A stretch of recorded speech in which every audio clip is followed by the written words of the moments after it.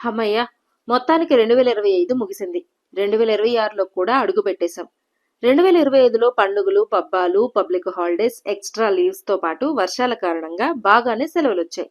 మరి వచ్చే ఏడాది సెలవులు ఎలా ఉంటాయోనని అటు ఉద్యోగులు, ఇటు విద్యార్థులు ఆసక్తిగా ఎదురుచూస్తున్నారు. కాబట్టి 2026లో రాబోయే సెలవుల గురించి ఇక్కడ తెలుసుకుందాం. జనవరి 1 న్యూ ఇయర్ వేడుకలు. నూతన సంవత్సరం సెలవుతోనే ప్రారంభమవుతుంది. విద్యార్థులు, ఉద్యోగులకు ఈ రోజు సెలవు. అయితే కొన్ని ప్రైవేట్ ఐటీ కంపెనీలు డిసెంబర్ 31న కూడా తమ ఉద్యోగులకు హాలిడేస్ ఇస్తుంటాయి.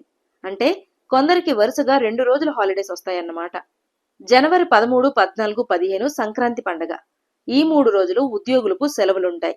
అయితే విద్యార్థులకు దాదాపు 7 నుంచి 10 రోజులు హాలిడేస్ ఉంటాయి. దసరా తర్వాత అత్యధికంగా సెలవులు ఇచ్చేది ఈ సంక్రాంతి పండక్కే. జనవరి 23 వసంత పంచమి. సంక్రాంతి తర్వాత వసంత పంచమికి సెలవు ఉంటుంది. ఈ రోజున సరస్వతీ పూజ చేస్తారు. జనవరి 26 గణతంత్ర దినోత్సవం. ఇది పబ్లిక్ హాలిడే. ఫిబ్రవరిలో పెద్దగా పండుగలేమీ ఉండవు. ఇది పరీక్షల సమయం కాబట్టి విద్యార్థులకు అస్సలు హాలిడేస్ ఉండవు. కేవలం శివరాత్రి హాలిడే మాత్రమే ఉంటుంది. కానీ ఈసారి పండుగ కూడా ఆదివారం వచ్చింది కాబట్టి సెలవు మిస్ అయినట్లే. మార్చి 4 హోలీ. ఈ హోలీ పండక్కి ఉద్యోగులకే కాదు విద్యార్థులకు కూడా హాలిడే ఉంటుంది. మార్చి 19న ఉగాది. ఇది తెలుగువారి నూతన సంవత్సరం. ఈరోజు విద్యార్థులు, ఉద్యోగులకు హాలిడే. తెలుగు ఇళ్లలో ఈ పండుగను చాలా పవిత్రంగా జరుపుకుంటారు. ముస్లింల పవిత్రమైన పండుగ రంజాన్ మార్చిలోనే వస్తుంది. అయితే ఇది నెలవంక ఆధారంగా నిర్వహిస్తారు కాబట్టి ఖచ్చితంగా ఏ రోజు రంజాన్ సెలవు ఉంటుందో చెప్పలేం. కానీ మార్చి 19 లేదా 20వ తేదీలో ఏదో ఒక రోజు ఉండే అవకాశం ఉంది. మార్చి 26న శ్రీరామనవమి. భారతీయుల ఆరాధ్య దైవం శ్రీరాముడు. అందుకే శ్రీరామనవమికి దేశవ్యాప్తంగా సెలవు. తెలుగు రాష్ట్రాల్లోనూ ఈరోజు సెలవే. ఏప్రిల్ 14 అంబేద్కర్ జయంతి. ఈరోజు దేశవ్యాప్తంగా విద్యార్థులకే కాదు ఉద్యోగులకు కూడా హాలిడేనే. మే, జూన్, జూలై వేసవి సెలవులు. మార్చి, ఏప్రిల్లో దాదాపు అందరు విద్యార్థులకు పరీక్షలు అయిపోతాయి.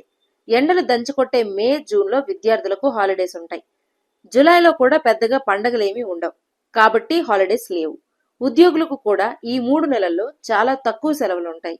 జూన్ 2 తెలంగాణ అవతరణ దినోత్సవం. తెలంగాణలో ఉద్యోగులకు హాలిడే ఉంటుంది.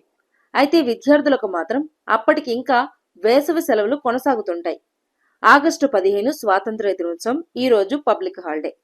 ఇక ఆగస్టులో వచ్చే మరో పండుగ రాఖీ పౌర్ణమి. ఇది ఆగస్టు 28న వచ్చింది కాబట్టి ఈ రోజు కూడా హాలిడే. ఆగస్టులో తెలంగాణ వ్యాప్తంగా బోనాల పండుగ జరుగుతుంది. ముఖ్యంగా హైదరాబాదులో ఈ బోనాల వేడుకలు వైభవంగా జరుపుకుంటారు. ఈ పండుగ సందర్భంగా అధికారిక సెలవు ఉంటుంది. అయితే 2026లో ఆషాఢ బోనాల తేదీలపై క్లారిటీ రావాల్సి ఉంది. సెప్టెంబర్ 4వ తేదీ శ్రీకృష్ణ జన్మాష్టమి. అందుకే ఈ రోజు కూడా సెలవు ఉంటుంది. September 14 Vinayaka Chavithi. As usual గా ఈ రోజు హాలిడే. అయితే హైదరాబాద్, రంగారెడ్డి, మేడ్చల్ జిల్లాల్లో వినాయక నిమజ్జనం సందర్భంగా కూడా హాలిడే ఉంటుంది. అక్టోబర్ 2 మహాత్మా గాంధీ జయంతి, పబ్లిక్ హాలిడే. అక్టోబర్ 19 దుర్గాష్టమి. దేశంలోని అనేక రాష్ట్రాల్లో హాలిడే ఉంటుంది. అయితే తెలుగు రాష్ట్రాల్లో ఈ రోజు optional holiday. October 20 Dasara. Dasara పండగ సందర్భంగా ఉద్యోగులకు హాలిడే ఉంటుంది. కానీ విద్యార్థులకు మాత్రం పండక్కి ముందు, తర్వాత కూడా మొత్తంగా 10 నుండి 15 రోజులు సెలవులు వస్తాయి.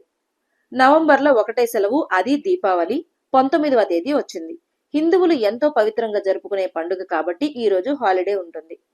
December 25 Christmas. ప్రపంచవ్యాప్తంగా క్రైస్తవులు ఎంతో వైభవంగా జరుపుకునే పండుగ క్రిస్మస్. ఈ పండుగ నేపథ్యంలో ఉద్యోగులకు సెలవు ఉంటుంది. విద్యా సంస్థలకు 2 రోజులు అంటే డిసెంబర్ 26 బాక్సింగ్ డే హాలిడే ఉంటుంది. క్రిస్టియన్ మైనారిటీ విద్యా సంస్థలకు వరుసగా 4-5 రోజులు హాలిడేస్ ఉంటాయి. ఇక డిసెంబర్ 31 న్యూ ఇయర్ సెలబ్రేషన్స్. కొన్ని ప్రైవేటు సంస్థలు న్యూ ఇయర్ వేడుకల నేపథ్యంలో తమ ఉద్యోగులకు డిసెంబర్ 31న కూడా హాలిడే ఇస్తాయి. క్రిస్టియన్ కంట్రీస్ కు సేవలందించే కొన్ని సంస్థలు ఉద్యోగులకు క్రిస్మస్ నుండి న్యూ ఇయర్ వరకు సెలవులిస్తాయి.